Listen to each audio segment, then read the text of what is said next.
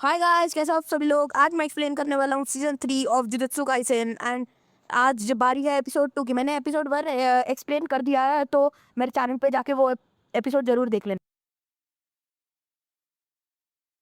तो एपिसोड की स्टार्टिंग होती है चोजो और नाओया से।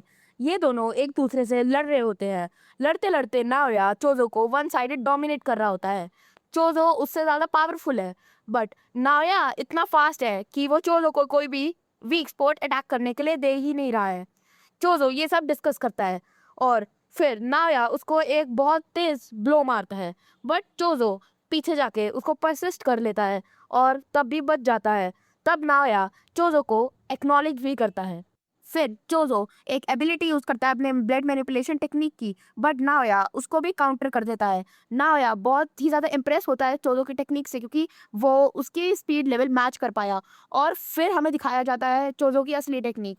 चोजो अपने सारे बहते हुए ब्लेड को अपने कर्ज एनर्जी से मिक्स करके एक बहुत ज्यादा बड़ा ब्लेड फ्लो बना देता है और उसको छोड़ देता है नाया के पीछे।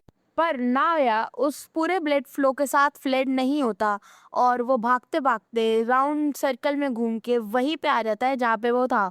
फिर हमें चोजो का असली प्लान पता चलता है। उसका प्लान कभी भी नाया को फ्लेड करना नहीं था, बट उसका प्लान था कि वो उसके नीचे जो ब्लड स्ट्रीम है उसको हार्डन करके नाया को फंसा दे और फिर अपनी ब्लड मैनिपुलेशन टेक्निक से उसको मार दे। पर नाया जेनिन इसको भी काउंटर कर देता है, क्योंकि हमें पता चलता है कि वो इतना फास्ट इसलिए है क्योंकि उसकी एबिलिटी है कि वो 24 FPS को एक एक सेकंड तक जी सकता है, क्योंकि वो लाइट से भी ज़्यादा फास्ट है।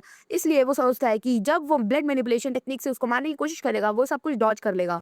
पर फिर हमें पता चलता है कि हमारा चोजो भी कुछ कम नहीं है, क्योंकि वो मिड ऑफ द टेक्निक चोजो की ओरिजिनल सुपरनोवा टेक्निक यूज कर देता है और उसका आगे बजा देता है। जब चोजो नायो को मारने वाला होता है, वैसे ही यूता की एंट्री हो जाती है और यूता चोजो को एक पंच में ही दूर कर देता है। फिर यूता नाया को बोलता है कि जेनिन क्लान में वो ये खबर दे कि यूजी मर चुका है। फिर क्लिप शिफ्ट होती है यूता के ऊपर। यूता को दिखाया जाता है, फिर दिखाया जाता है यूजी को, और हमें पता चलता है कि यूजी जिंदा है। यूजी यूता को बोलता है तुमने मेरे को जिंदा क्यों छोड़ा। फिर यूता यूजी को बताता है कि उसको उसको कभी मारने का इरादा ही नहीं था और गोजो सेंसेई ने उसको बचाने को बोला था, बट सारे लोग उसे हंट कर रहे थे, इसलिए उसको उसकी डेथ फेक करनी पड़ी। फिर पीछे से मेगुमी फुशिकोरो एंटर करता है और वो यूजी को बोलता है कि वो भी जुजुत्सु हाई चले उसके साथ, बट यूजी मना कर देता है और वो बोलता है मैंने बहुत सारे लोगों को मारा है और मैं मरना डिजर्व करता हूँ। पर फुशिकोरो उसको समझाता है और उसको चुप करवाता है। मेगुमी यूजी को कलिंग गेम्स के बारे में बताता है। कलिंग गेम्स के बारे में हम नेक्स्ट एपिसोड में ज़्यादा अच्छे से जानेंगे, बट अभी मैं आपको ब्रीफली बता देता हूँ ये कलिंग गेम्स क्या है। कलिंग गेम्स एक ऐसी गेम है जिसको सुगुरु गेटो ने स्टार्ट किया है, जो मतलब काइगाकू ने स्टार्ट किया है, जो सारे लोगों को मारना चाहता है और एक इवॉल्व करके एक न्यू रेस बनाना चाहता है।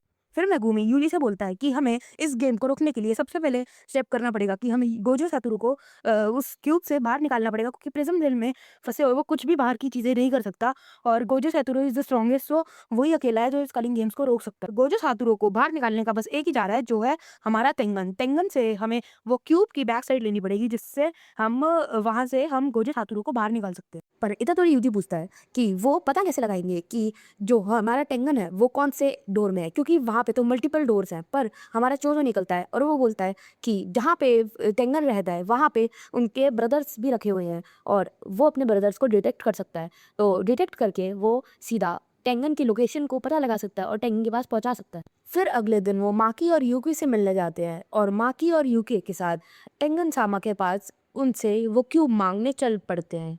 जब वो चोजो के साथ वो क्यूब लेने चलते हैं, तो चोजो वहाँ पे लेकर जाता है उनको जहाँ पे उसके ब्रदर्स रखे होते हैं। वो अपने ब्रदर्स को बोलता है कि मैं जब अगली बार आऊँगा तुम सबको साथ लेकर जाऊँगा, और उसके बाद वो टेंगन सामा के पास चल पड़ते हैं। जब वो सब टेंगन सामा से उनके रूम में मिलने चलते हैं, तब टेंगन सामा उनको मिलते ही नहीं और फिर उन सबको लगता है कि वो सब रिजेक्ट हो गए हैं और यूकी को भी यही लगता है, इसलिए वो सब साथ में बाहर जाने लगते हैं। वैसे ही टेंगन सामा आते हैं और उनको पीछे से रोक देते हैं।